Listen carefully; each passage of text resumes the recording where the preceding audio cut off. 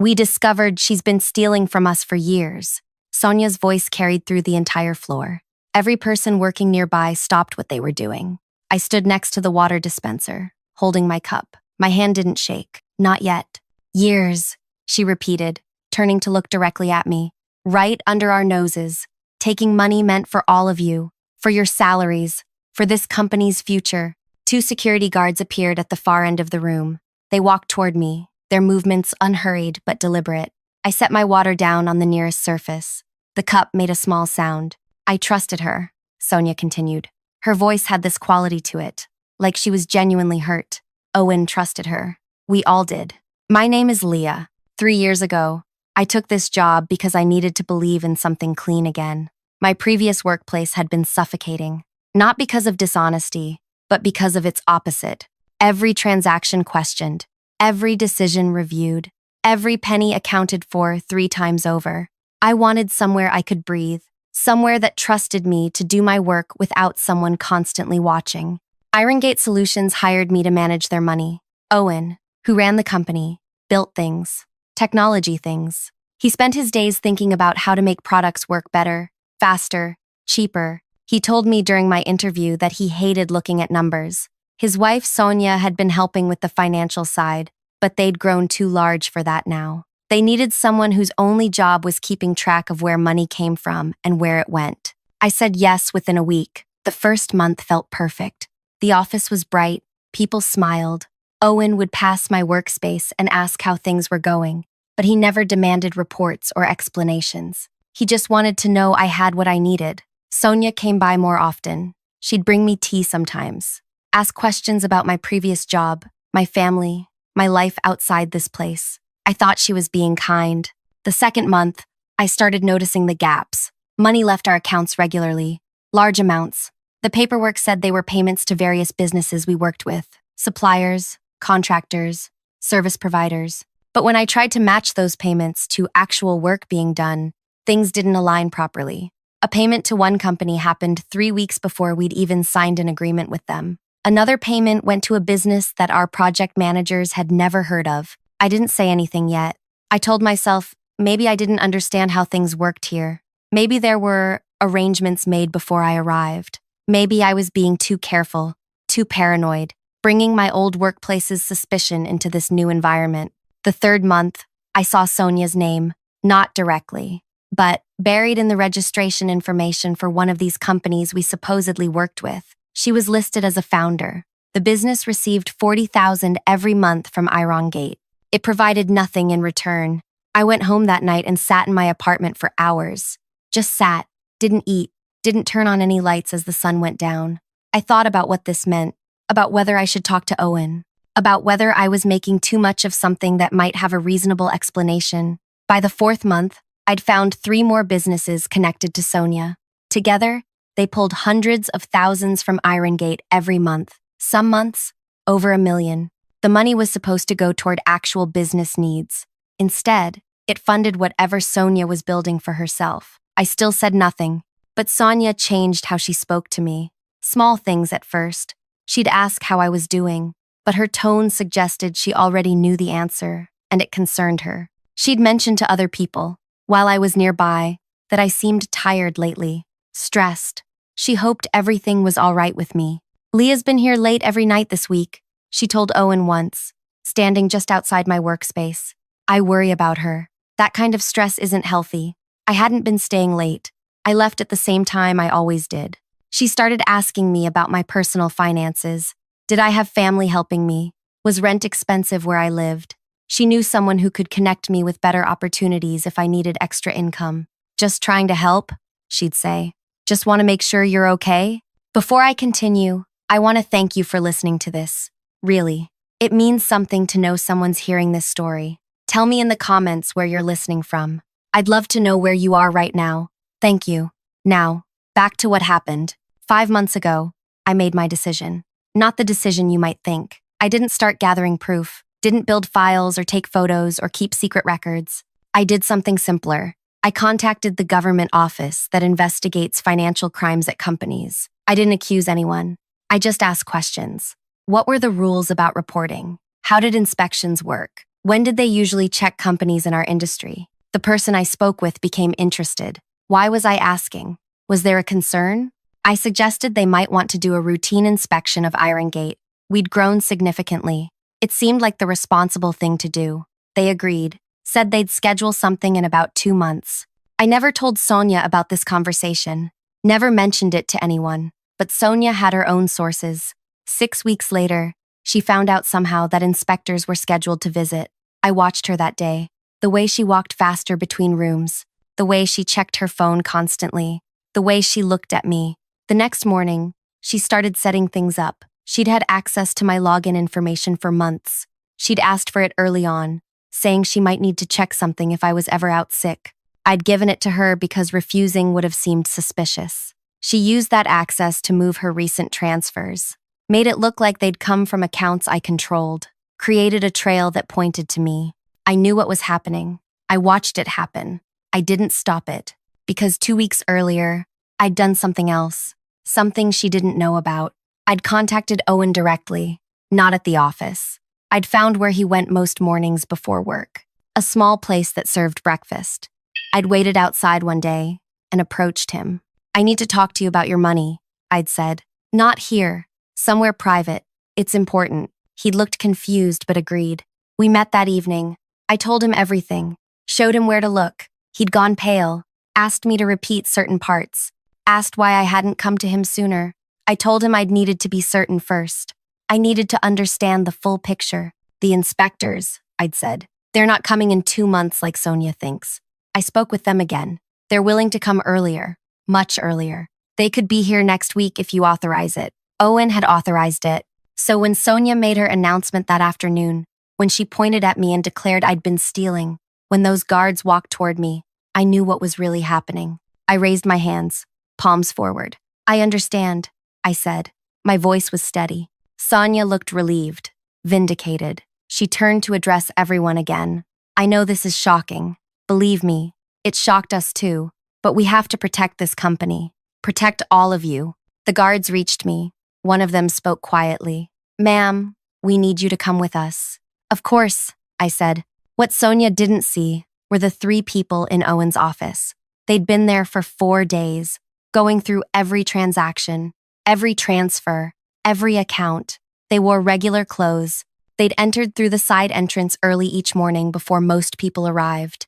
Owen had given them everything they'd asked for. What Sonia didn't know was that they'd already traced every penny she'd taken, already confirmed which accounts were hers, already prepared their report. The main entrance opened. 4 uniformed officers walked in. Not security guards, actual officers. The kind with badges and authority that extended far beyond this building. They walked past me. They walked past the guards holding my arms. They walked directly to Sonia. "Ma'am," one of them said, "we need you to come with us. Now." Sonia's expression changed in a way I'd never seen before. Her mouth opened slightly. Her eyes moved from the officers to Owen's office, where the door now stood open. The 3 people who'd been working there for days emerged, carrying boxes and folders. "There's been a mistake," Sonia said. Her voice was different now, higher. "I'm the one who reported the theft. I'm the victim here." The officer closest to her shook his head. "Ma'am, please don't make this harder. We have all the information we need." Owen appeared in his doorway. He looked at his wife. I'd never seen someone's face hold that much confusion and betrayal at the same time.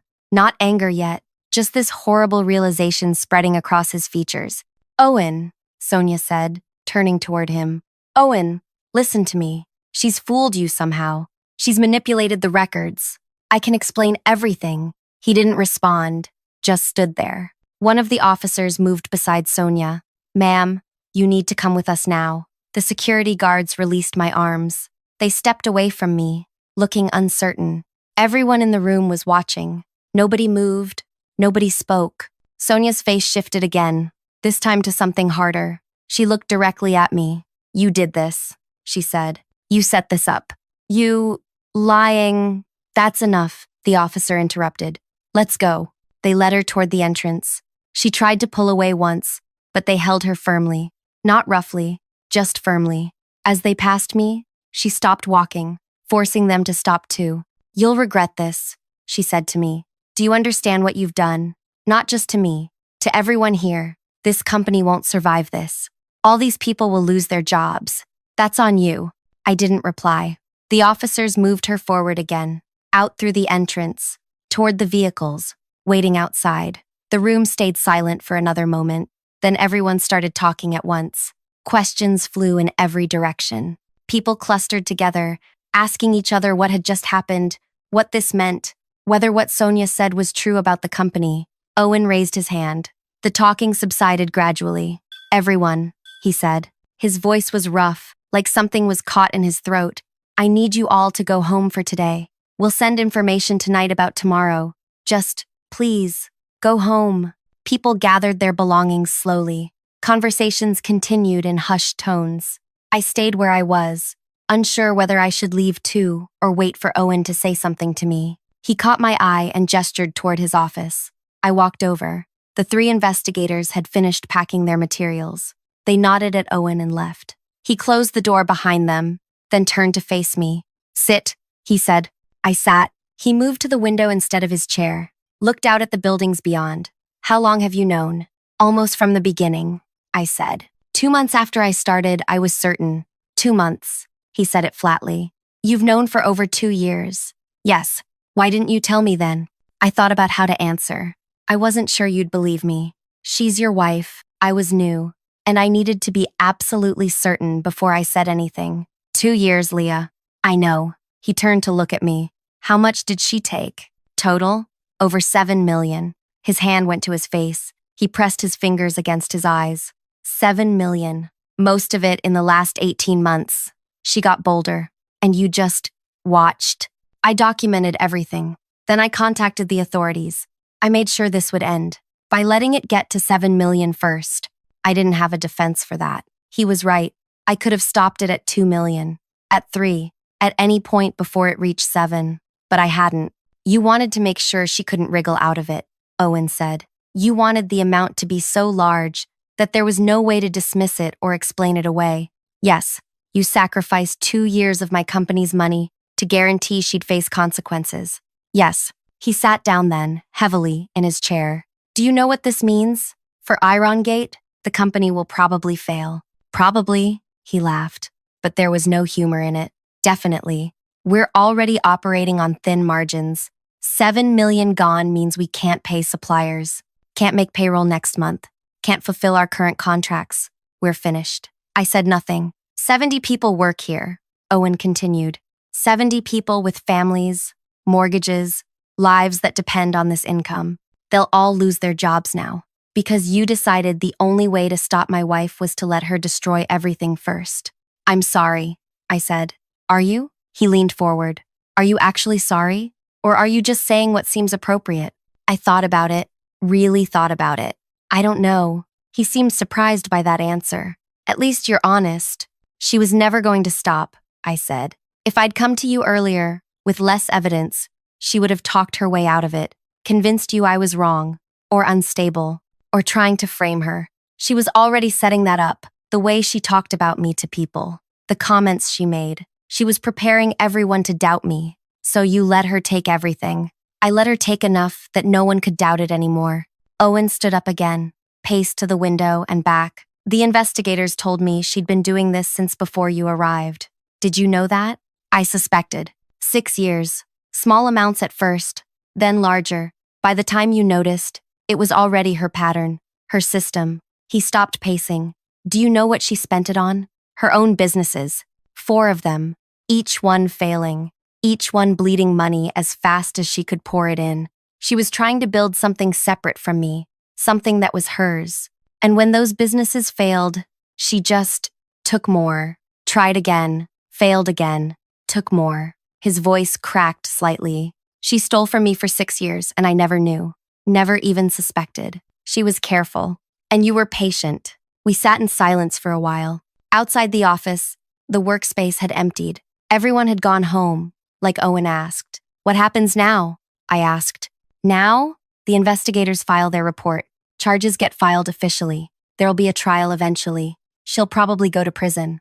Our marriage is over, obviously. The company will declare bankruptcy within a month. I'll lose everything I've built. My reputation will be destroyed. Because everyone will wonder how I didn't notice my own wife stealing millions. He looked at me. And you? And I'll look for another job. No one will hire you. I know. Word will spread. Not the truth, but a version of it. People will hear that you were involved in a company's collapse, that you knew about theft and waited years to report it, that you let it happen. No one will want that risk.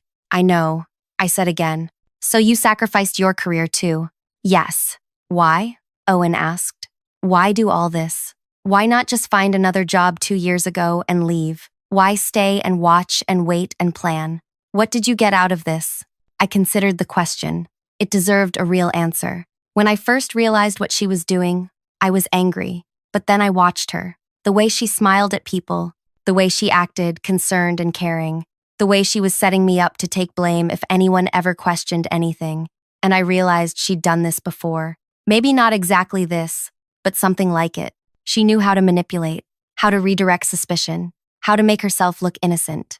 So if I'd just reported her and left, she would have survived it somehow, found a way to shift blame or minimize what she'd done. She'd have destroyed my credibility and moved on. But if I waited, if I let her take so much that it became undeniable, if I made sure the authorities had everything they needed before she knew they were coming, I paused. Then she couldn't escape, even if it meant destroying everything else in the process. Yes, Owen walked to his door and opened it. You should leave now. I stood up, walked toward the door. As I passed him, he spoke again. I don't know whether to thank you or hate you. You don't have to decide, I said. Both are fair. I left his office, walked through the empty workspace. My belongings were still at my usual spot. I packed them into my bag. 3 years of working here, and everything I'd kept at this place fit into one bag. The evening air was cool when I stepped outside. Cars filled the lot still, but most people had gone. I walked to my vehicle and sat inside for a moment before starting it. My phone buzzed, a message from an unknown number. I opened it. You destroyed my life, Sonia. Somehow she'd gotten access to a phone. Maybe at the station. Maybe they'd allowed her one call and she'd used it to message me instead. Another message came through. Everything I built, everything I worked for, gone because of you. I started to put my phone away, but another message appeared. Owen will never forgive you. No one will. You'll spend the rest of your life knowing you ruined 70 families. I typed a response. Just 3 words. You did that. I blocked the number and drove home. My apartment felt different when I walked in. Same furniture, same walls, same everything, but different somehow. Like I'd left a different person that morning and come back someone else. I made dinner, something simple, ate it slowly, washed the dish, sat on my couch as the sky outside darkened completely. The local news played on my television. Halfway through, a brief mention. A local business owner was taken into custody today on suspicion of financial crimes. Details are still emerging, but sources say the investigation involves millions taken from the technology company her husband founded. More as this story develops. They showed a photo of Sonia, professional, smiling, nothing like the face she'd made when the officers arrived. My phone rang. A number I recognized. My mother. I let it go to voicemail. She'd heard somehow. News traveled fast in her circles.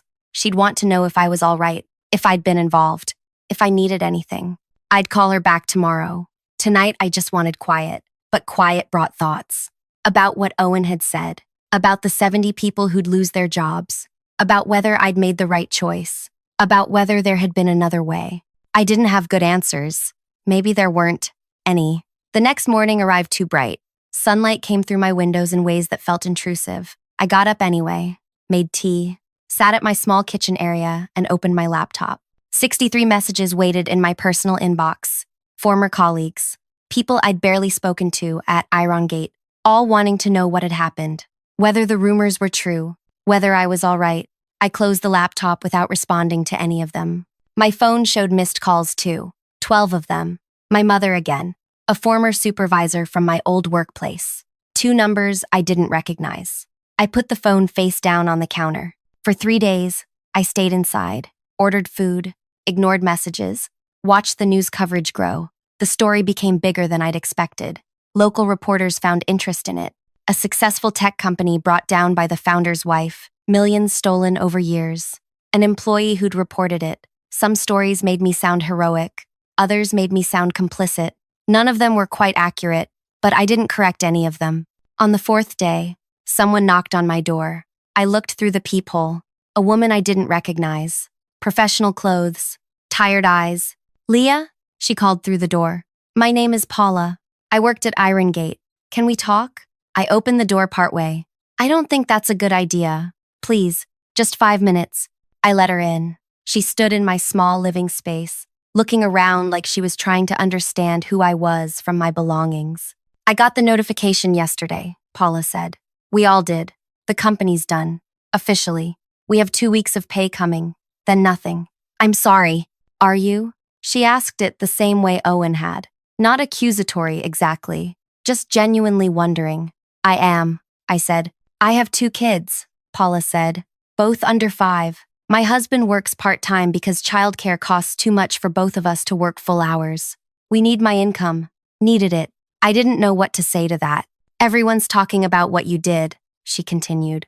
"Half the people think you're brave. The other half think you should have come forward sooner. Stopped it before it got this bad. What do you think?" Paula sat down on my couch without asking. She looked exhausted. "I think you were in an impossible situation. I think Sonia would have destroyed you if you'd spoken up earlier. But I also think," she trailed off. "Think what?" "I think you could have tried anyway, even if it meant she destroyed your credibility, even if it meant losing your job, because trying and failing would have been better than waiting until there was nothing left to save." She was right. I knew she was right. I sat down across from her. I made a choice. It was probably the wrong one. "Probably?" Paula's voice rose slightly. "Definitely. You chose certainty over people. You chose making sure Sonia went down over giving the company a chance to survive. She would have—" "Maybe," Paula interrupted. "Maybe she would have talked her way out. Maybe she would have blamed you. Maybe Owen would have believed her. But maybe not. Maybe he would have investigated. Maybe we could have recovered some of the money. Maybe the company would have survived. You didn't give us that chance." I had no defense. She was saying everything I'd thought during those 3 days alone.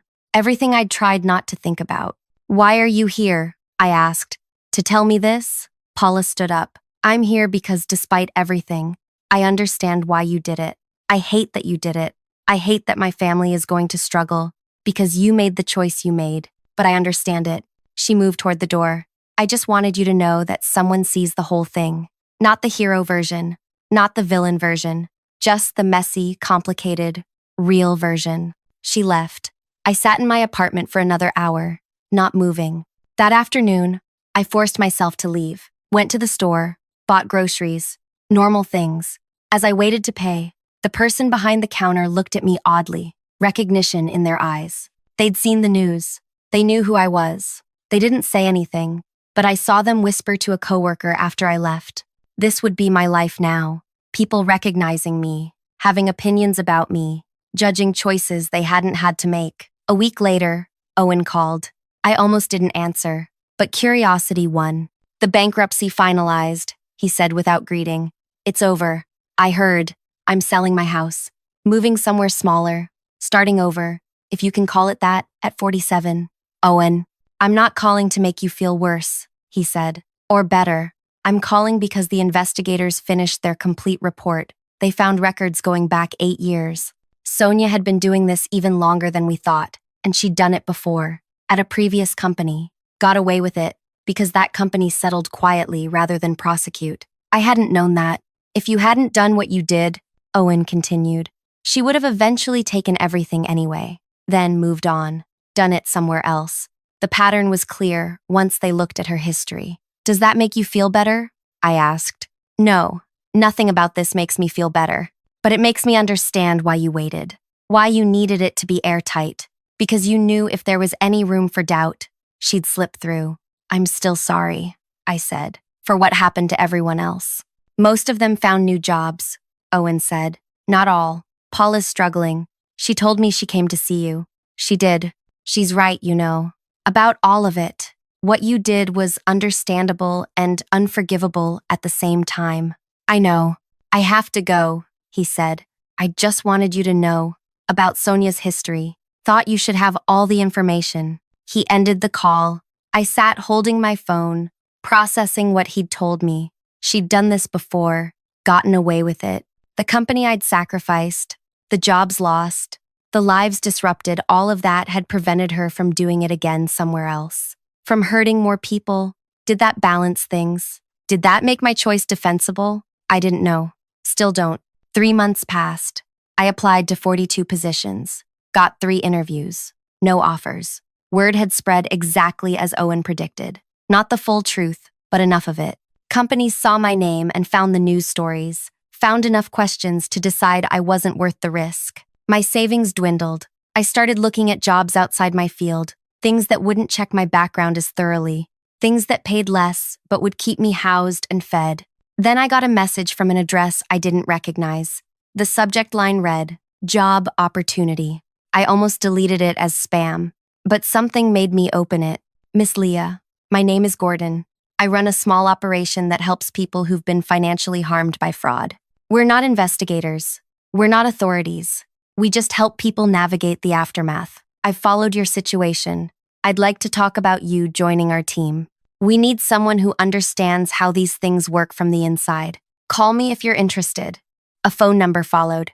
Nothing else. I stared at the message for a long time. This could be legitimate.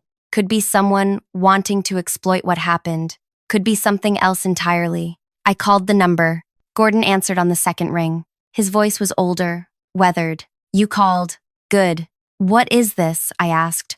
"What do you actually do?" Exactly what I said. When someone gets hurt by fraud, the authorities handle the criminal side. But the victims? They're left trying to recover, trying to understand what happened, trying to rebuild. We help them do that. We have accountants, former investigators, people who know how to untangle financial messes, and we could use someone who understands how fraud happens from the inside. Why me? Because you lived it, watched it happen, understood the mechanisms, and because you made a hard choice that cost you everything. That tells me you're willing to do difficult things when they matter. I destroyed people's lives, I said. You stopped someone who would have kept destroying lives. The cost was high, maybe too high, but the alternative was letting her continue. I've seen her type before. They don't stop until they're forced to stop. We talked for an hour about what his organization did, about what the role would involve, about whether I was really suited for it. By the end, he offered me a position. The pay was less than half what I'd made at Gate, but it was something. More importantly, it was purpose. I accepted. That was 8 months ago. I've been working with Gordon's team since then.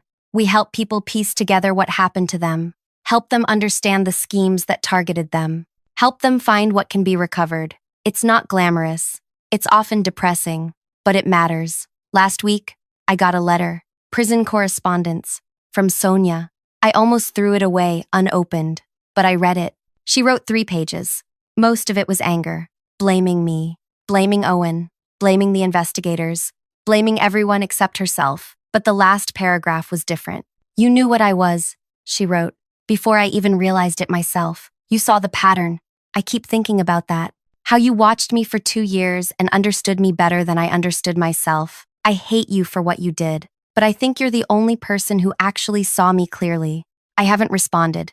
Don't plan to, but I kept the letter. Sometimes I think about those 70 people at Gate, about Paula and her kids, about whether I made the right choice. I still don't have a good answer. Maybe there isn't one. Maybe some situations don't have right choices, just choices with different costs, and you pick the one you can live with. I can live with mine, barely. Some days better than others. But I wake up each morning and do work that helps people hurt by the same kind of thing Sonia did. That has to count for something. The story doesn't end with justice feeling clean or satisfying. It ends with me in a smaller apartment, doing harder work for less money, carrying the weight of decisions that hurt people I never wanted to hurt. But it also ends with Sonia in prison, unable to do this to anyone else, and with me understanding that sometimes the cost of stopping something terrible is terrible itself. That's the truth of it. Not heroic, not villainous, just complicated and messy and real. Thank you for listening to all of this, for staying until the end. If this story meant something to you, if it made you think about the complicated choices people face, I'd appreciate you leaving a comment. Let me know your thoughts. And if you found value in hearing this, consider sharing it with others. These stories need to be told. The real ones. The ones without clean endings. Thank you.